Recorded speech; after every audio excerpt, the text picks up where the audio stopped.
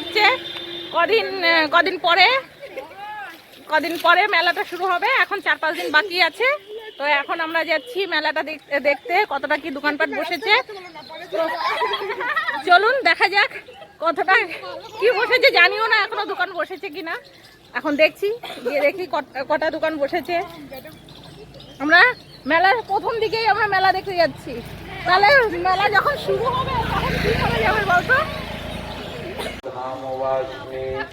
নমো বিষ্ণুপদায় শ্রী রামকৃষ্ণায় ভূতলে শ্রীমতে তোদের সাথে না আমাকে মানায় না, জানি তোদের সাথে আমাকে মানায় নি, কাজে দিতে আমাকে মানায় নি তোদের সাথে।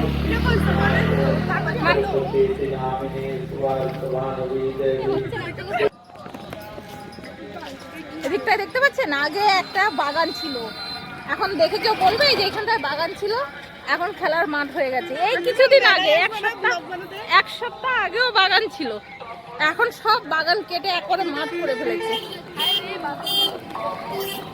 আর রোদ পাচ্ছেন, পুরো সূর্যটা একেবারে লাল হয়ে আছে, লাল তো না হলুদ হয়ে আছে, হলুদও না, সূর্যের কালার কি সেটাই বলতে পারবো না কি কালার,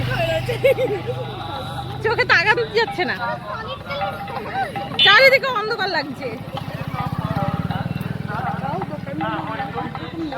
এই যে আমরা মেলাতে পৌঁছে গেছি, এই দেখুন এখন সব দোকানপাট এখন অল্প অল্প করে দোকান বসছে,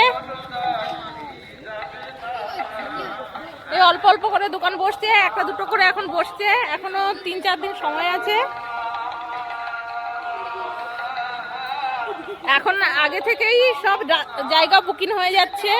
এই যে কেউ বাঁশ কুপে যাচ্ছে, এই যে জায়গায় জায়গায় বাঁশ পোতা আছে, এগুলো সব দোকানপাট হবে।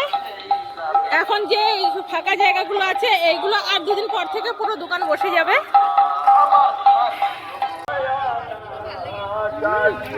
এটা লাইট হচ্ছে, লাইট বোর্ড দেখতে পাচ্ছেন কত না, তাও এটা পুরো গেটের ওপর দিয়ে লাইট বোর্ড হচ্ছে।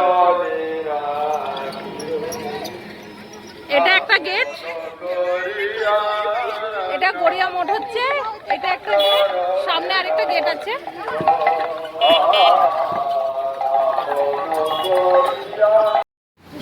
তো গাইস আমরা দেখতে দেখতে চলে আসলাম ভেতরে।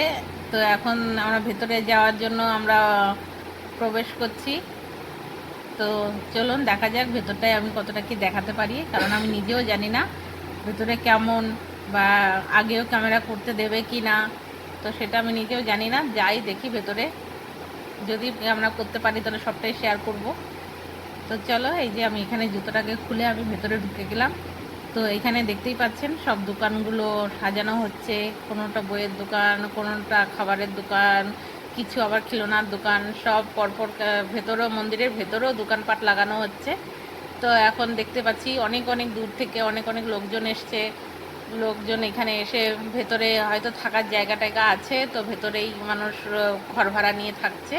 তো আমি এখানে মন্দিরের ভেতরটায় আমি প্রবেশ করছি। তো এখানে মন্দিরের ভেতরটা ঢোকার পরে দেখছি এখানে গীতা পাঠ হচ্ছে। তো চলুন দেখা যাক কতটা গীতা পাঠ আমি আপনাদেরকে শোনাতে পারি।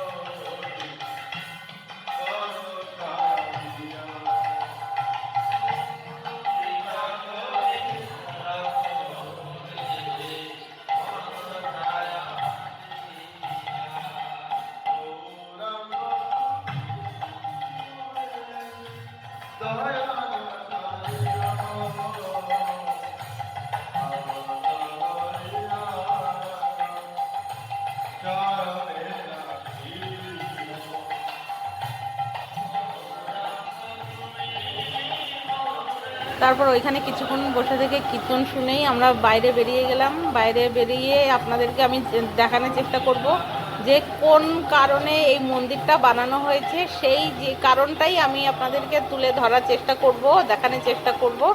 তো চলুন আমরা সেইখানেই আমরা যাচ্ছি। এটা হচ্ছে এটা মেন কারণটাই হচ্ছে, এখানে সবাই বলছে না গড়িয়ার মঠ, এটা গড়িয়ার মঠটা, এটা গৌরাঙ্গর মঠ, গৌরাঙ্গ ঠাকুর দেবতার মোট হচ্ছে এটা। এই যে এখানে গৌরাঙ্গর নিধান হয়েছে। তারপরে যাই হোক, আমার কিছু ভুল ত্রুটি হলে আপনারা ক্ষমা করে দেবেন, কারণ আমি কিছুই জানি না এসব ব্যাপারে। আমার যেটা মনে হচ্ছে, আমি মনের ভাবনা থেকে আমি বলছি কোনটা কি হতে পারে, কিন্তু সেটা আমার কোনো এসবের জন্য জ্ঞান নেই। আপনারা যাদের মধ্যে জ্ঞান আছে, জ্ঞানীগুণী মানুষ আছে, যারা কিছুটা বুঝতে পারবেন, তারা প্লিজ আমাকে কমেন্ট করে জানাবেন এটা কিসের কাহিনী থেকে কি হচ্ছে না হচ্ছে, সেটা আমাকে কমেন্ট করে জানাবেন। আমি শুধু আপনাদেরকে ঠাকুরগুলো পরপর সাজানো আছে, এইগুলো আমি পরপর ঘুরে ঘুরে দেখানোর চেষ্টা করছি। তো দেখতেই পাচ্ছেন বিভিন্ন রকমের ঠাকুর বিভিন্নভাবে এখানে সাজানো আছে। এটা প্রতি বছরে মেলার সময় এই জায়গাটা খোলা হয়। তো এখানে জগন্নাথ ঠাকুর দেখা যাচ্ছে। জগন্নাথের সাথে বাকি আর কে কে আছে? জগন্নাথ ঠাকুর, মা কালীমা, আর কে কে আছে হয়তো। তারপরে বাস এই যে এইখানে সব, এই যে এইটা হচ্ছে নিমাই যখন সন্ন্যাস নিয়েছিলেন তখন এইটুখানি আমার জ্ঞান আছে। নিমাই যখন সন্ন্যাসে যাচ্ছিলেন তখন নিমাইয়ের বউ ঘুমাচ্ছে, আর নিমাই চুপি চুপি সন্ন্যাসের জন্য বেরিয়ে গেছেন। তারপরে এইখানে হয়তো কোনো গুরুজন আছে, বাবা বা মা, তার থেকে আশীর্বাদ নিয়ে উনি বেরিয়ে গেছেন। তো এখানে নিমাই, এখানে উনি ওনার মতো কীর্তন করছেন। অনেক কিছু ব্যাপার আছে। এখানে একজনের কুষ্ঠরোগ হয়েছে, তাকে জ্ঞান দিচ্ছেন বা কিছু শিক্ষা দিচ্ছেন, এরকমই কিছু হবে। তারপরে এখানে ওনারা কীর্তন করে যাচ্ছে। তো এসবই হচ্ছে এখানে। আমি ওইসব কিছু জানি না, কি বলবো কি না বলবো, আপনারা কি ভাববেন, সেই জন্য আমি এখানে কিছু বলাটাই আমি বেটার মনে করছি না। তো আপনারা বুঝে নিন, যেটাই আপনাদের মনে হয় আপনারা বুঝে নিন, বা কাউকে দেখানোর চেষ্টা করবেন যে এখানে কি কাহিনী চলছে, সেটা আপনারা বুঝে আমাকে কমেন্ট করবেন, আর আমি তাহলে বুঝতে পারবো যে এখানে কি কাহিনীটা আমি দেখানোর চেষ্টা করেছিলাম। তারপরে বাস এই এক এক করে আপনাদেরকে ঠাকুর দেখাচ্ছি, দেখিয়ে দেখিয়েই বাস আমরা চলে যাচ্ছি সামনের দিকে। সম্পূর্ণ ঠাকুর আমরা এই মাথা থেকে ওই মাথা ঘুরে ঘুরে সব কিছু আমরা ঠাকুর আপনাদেরকে দেখালাম। দেখিয়ে বাস এবার আমরা বাইরের দিকে রওনা হব। এই যে এখানে নিমাইয়ের ছোটোবেলার সিন চলে আসলো, এটা বোধহয় নিমাইয়ের বাবা হবে। আর এইখানে নিমাইয়ের গুরুজন বা ব্যক্তি, শিক্ষক, এইসবই কিছু হবে। তারপরে বাস আমরা দেখতে দেখতে আমরা মন্দির থেকে বেরিয়ে গেলাম। এখানে বাইরের আমরা আশেপাশের জায়গাগুলো দেখছি, কত সুন্দর। এখানে ফুলগুলো কত ভালো লাগছে, মনে হচ্ছে এখানেই কটা রিলস বানিয়ে নিই।